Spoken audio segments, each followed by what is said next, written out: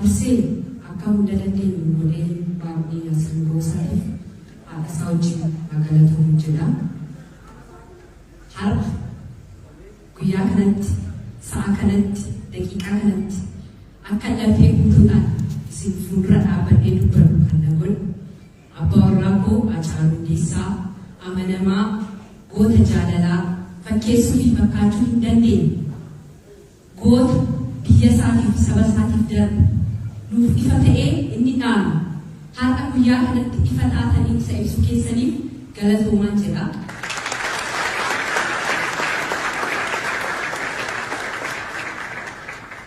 Inni darbus seenaan hin darbu seenaan minyaa fedheraniyyuu egaa yaadannoon kun isaaf warra isa wajjin wareegamaniif akkasumas isa dura wareegamaniif haa ta'u jedha. Ittaansuudhaan Bashaaruunis kennaa kana waan nu kenniteef maqaa isaaf galatoomaa jedha. Egaa akkuma inni jedhe yartuun gantuun asumee fi asyoon warri isaan nyaatu warri isa nyaatirree amma hin jiranii waan jiran isatti fakkaatu inni garuu jiraata seenaa inni nyaatu dhugaasaa akka waaqinaa baasu akka jirtanitti biyya keessaas biyya alaas warra jirtan amantii qabdanii akka waaqinaa kadhatan jedha. Dhugaan ilma waaqaatiin galatoomaa. Hunda dandeessuu koo yaa bara fakkaatu ragaasiif baha kan akka kee hin jirtu obseetoo beektuu koo yaa goota jaalalaa jiraadhu malee malan jedhaa silaa waa'ee kee ibsuudhaaf an jechootan qabu yoo jirtu an jiraa kanaan achiin jiru anoo humnan qabu waa tokko sin godhu du'ee baduu sillee an si hin irraanfadhu. Utuuwwan kaleessa lubbuun isaa darbee lafeensaa caccabee har'as kunoo dhufee dabaree naa jecha Haacaaluu qaqqabee. Haacaaluu Hundeessaa beekaa Oromoon qabdu hambaa goota keenyaa leenca jabarbadaa dhiira akka Haacaaluu dhabnee akkamiin teenyaa.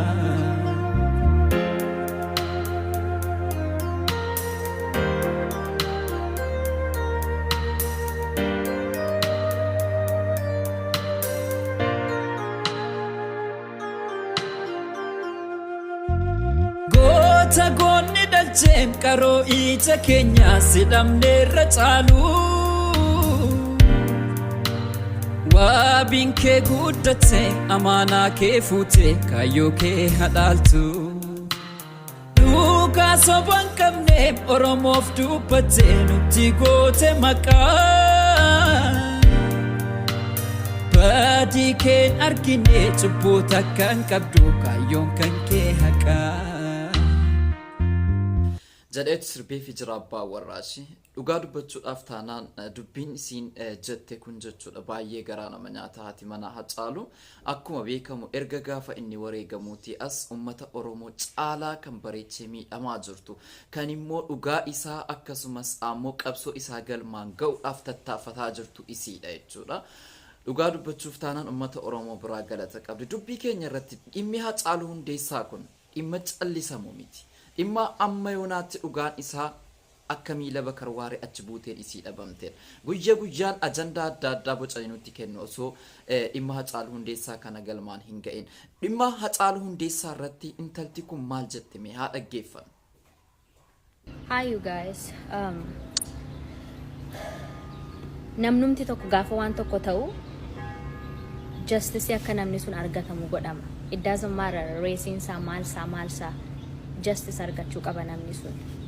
Nuti immoo kan dhabne nama tokko ta'e nama miiliyoona 65 mul'isedha. nama gaafa nuti abdii kutanne jirradhe abdii nutti tore gaafa nuti hin dandeenyu jenne maasaan gamaa lafan baatodhe nama nu jabeessedha gaafa nuti tolee nagaadha jennee of wallaallee bara maaster pilaanetiin maalan jira jedhe nu kakaasedha waggaa 5 guutuu nama maneedhaatti rakkatee safarii godhee baheedha waggaa 7 guutuu otoon hojjetin otoo miidiyaa kameeratti sirbisaan darbii waan tokkotu gochuu hin dandeenye nama jiraatedha hagarraatti nama daandii duwaarra deemaa nuuf qabsaa'edha nama umurii isaa guutuu nuuf kennedha warra kaaniif nagaa warra kaaniif waan barbaadan gochaa ofii isaatiin agabuu bula mana kiraayee keessa taa artistii taatee poolitikaa kamiyyuu keessa namni jiraatu kamiyyuu dhugaa Hacaaluu beektu taanaan nan galchuun halkan tokko nan bulchinyoon dhugaa wallaalee nan galchu dhiifama guddaa Hacaaluun deessaanii achuma jiraate gaafa maaloo artistii Galaan gaafa inni boqotee justice akka inni argatuu fi koortitti deddeebi'aa ture kanaafiyyuu dhugaa Hacaaluu dhokatee wallaaqee artistiin taa poolitikaa kamiyyuu keessa jiraadha hin hojjetu dhugaan Hacaaluu nuuf haa ba'u goota kana goota generatiinii kana awwaallee mana galee taa'uun qabnu kan dhabne Hacaaluu hundeessaadha kanaafiyyuu ijoolleen kamiyyuu gama miidiyaatiinis ta'e uummata keenya kakaasni abbaa goota keenyatti hixate abbaa Hacaaluu tuqe isa waliin mari'anna maal goona akka garuu justice kennu the least we can do he deserves justice kanaafiyyuu please hin dagatinaa ka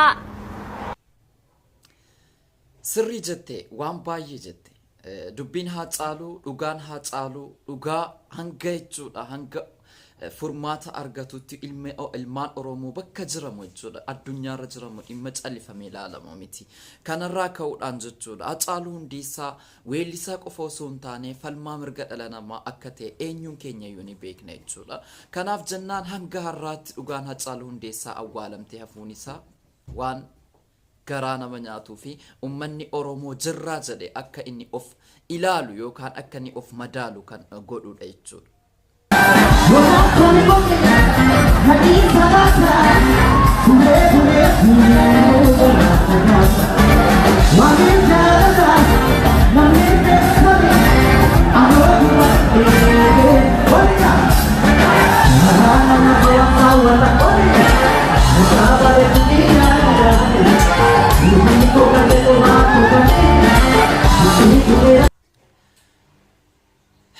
dhugaan Hacaaluu Hundeessaa hanga yoonaatti dhabamuun isaa uummata Oromoodhaaf salphina guddaadha waan ta'eef egaan dubbii keenya irratti dubbii isiin haati manaa isaa goote jechuudha Odaa Award badhaasa Odaa Award 5ffaa irratti kan isiin dubbatte jechuudha dhimma Odaa Award sanarratti sagantaa sanarratti qeequuwwan adda addaa jechuudha komiiwwan adda addaatu ka'aa ture weellistoonni silaa badhaafamuudhaaf qabanu yookaan sirbi isaanii kaadhimamuudhaaf qabanu hedduun isaanii hafuudhaan wal qabatee Odaa Award jechuudha uummata Oromoo yookaan aartii Oromoo guddisuu keessatti gahee gurguddaa kan taphataa ture jedhe bara alanaa kana keessa dhimma siyaasaatiin haasa'uudhaa ta'u dhimma yookaan ammoo dhaabbata sana harka mootummaa gara caalu sponsora gurguddaa kan godhanu qaama mootummaa waan ta'aniif jechuudha dhimma aartii keessatti ija tokkoon ilaalaati hin turre kanaafuu qeeqni adda addaa ka'aati ture sirboottan badhaafamuudhaaf qabanu sirboottan ammoo kaadhimamuudhaaf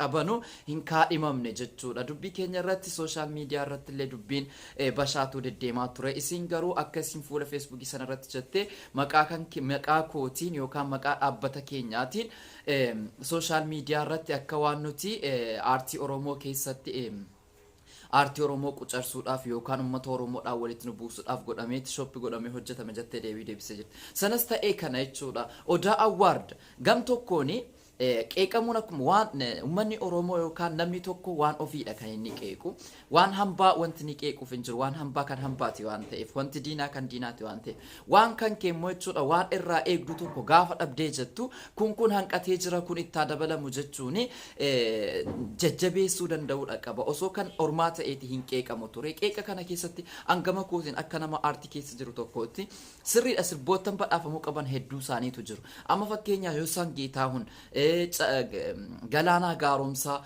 sirboottan akkanaa kun jechuudha amma fakkeenyaa Bomboleettiin fa warriin kuni sirba siyaasaa haa ta'anii malee sirbi siyaasaa isaanii kallattiidhaan miti nam tokko baasanii abbaa baluu kana arrabsanii abbaa baluu kana ammoo faarsanii miti jechuudha. Amma fakkeenyaa bulloo yoo fudhannee ilaallee jenne bulleen sirbi isaa kallattii miti sirbi siyaasaatiin yookaan sorgoof sokkoodhaan kan inni dubbatee jedha jechuudha. Sirbi kun har'atti haa ta'u kaleessa irratti haa ta'u isa dhufurratti haa ta'u gara fuulduraatti kan deemudha jechuudha. Sorgoof sokkoon isaa eenyuuf akka jedhame adda ba'ee wanti inni beeku tokkollee hin jiru. Kan galaanaa isaa fudhannu jechuudha. Sirna gadaatiin wal qabata, hedduudhaan wal qabata, waan hedduudhaan wal qabata. Amma fakkeenya sirbii Taaddalaa Gammachuu bara kana keessatti yookaan sirba dhiyeenya ba'e waan ta'eef ammallee waan kana keessatti kaadhamuu dhiisuu danda'a. Isa dhufu keessatti kaadhamamuu danda'a. Sirbi sun akka inni mo'ataa ta'u abdii guddaan qaba. Sirboonni baay'eenis weellisootaan babba'aati jiru. Kanaaf jennaan Odaa Awwaard artii ummata Oromoo jajjabeessuu keessatti waggaa 5 har'aa jechuudha. Waggaa 5 adeemsa waggaa 5 kana keessatti artiin Oromoo akka inni cimee guddatu godhaati ture. Hojii madaalawaa badhaasa madaalawaa badhaasaati ture. Alana garuu nu harkaa dhaaffateetti jira. Haala siyaasa biyya keessaatiin wal qabatee haalli adeemaa jiru xiqqoosi bitaa namatti galus haa ta'u sirboottan warra amma maqaa dhoofne kun kanneen akka Sadii Obsan kanneen akka Birraa Wal Agarraan kun kallattiidhaan wanti ni ka'ame hin jiru jechuudha. Sorgoof sokkoodha siyaasni isaatuyyuu. Kanaaf sirboottan kun yoo hin badhaafamnellee kaadhimamaa ta'uu danda'uudha qabu jechuudha. Sirboottan baay'eedha. Amma sirboottan siyaasaa kallattiidhaan kan mootummaa kana qeeqanii mootummaa biraa yookaan paartiiwwan biraa faarsan jiraachuu danda'u. Sun gama aartiitiin yoo fudhannee jenne inni siyaasa kallattii keessa jira jechuudha. Garuu sirboota warra akka kanaa kunis siyaasa kallattiidhaan osoo hin taane sorgoof sokkoodhaan waan dabarsanidha kan isaan dubbatanii jedhan kun. Kanaaf Bashaatuun yookaan Odaan Awwaard qeeqamuu maaliif qeeqamee warri jettanu sirriidha jabeeffamuu qaba. Barreeffama Maamir Fantaalleefaa dubbisaatiin ture.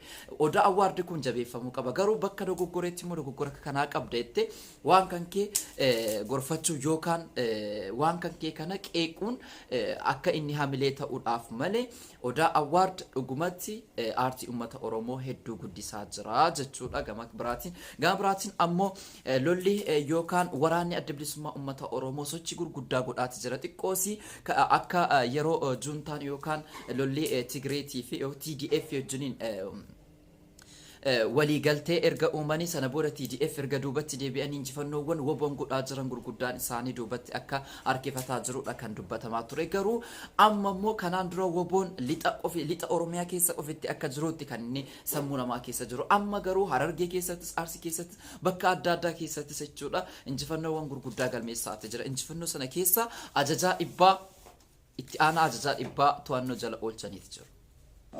Hayya, anggung ke mandar ke? Tiana wali. Tiana, Aziza, Jadi bati. Serar. Ini. Seruran. Serar. Ciro. Ciro gandakan dua kan? Dalam nak yamu? Dalam nak yastu.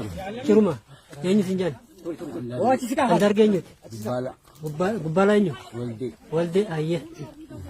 Egaa kun injifannoo gurguddaadha jechuudha. Isayyuu poolisii federaalaati waan ta'eef kan Oromiyaa sun taane ajajaa dhibbaa federaalaadha kan isaan to'annoo jala oolchan namoota baay'eedha. Kana qofa isiniif dhiyeessine jechuudha. Egaan kabajamtootaaf daawwattoota yuutuubii Isaaq Zeenuu jalatti argamtan hundi keessan hanga xumura sagantaa keenyaatti akka waliin turtan abdii guddaa qabna. Warri maatii kiyyan taane subscribe gochuudhaan maatii kiyya ta'a. Dhugaan Hacaaluu Waaqni haa baasu galatooma.